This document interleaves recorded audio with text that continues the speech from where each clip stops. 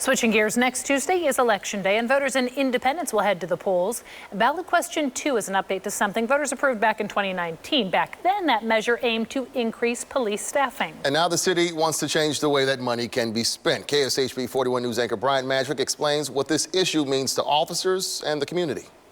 Independence police say voting yes on Question 2 does not raise taxes and doesn't change already approved funding from the 2019 use tax.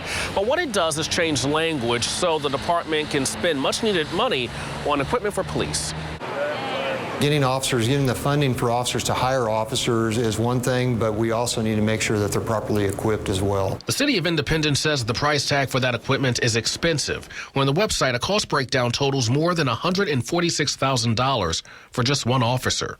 In 2019, Independence voters said yes to an online use tax that allowed IPD to hire 30 more cops.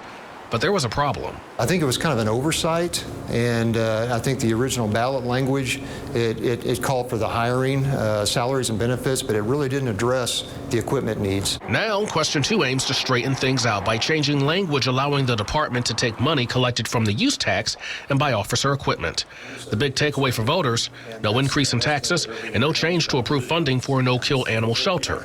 But what if voters say no? 30 additional officers, that's going to be very difficult for us to provide the necessary funding resources to equip those. It's going to be a challenge for us. A new challenge on top of an existing one, recruitment. Typically, we'll average between 5 and 13 people to test, whereas years ago we'd have hundreds of applicants and hundreds of people that would test. It's not unique to Independence. Police departments across the country say they're having trouble too.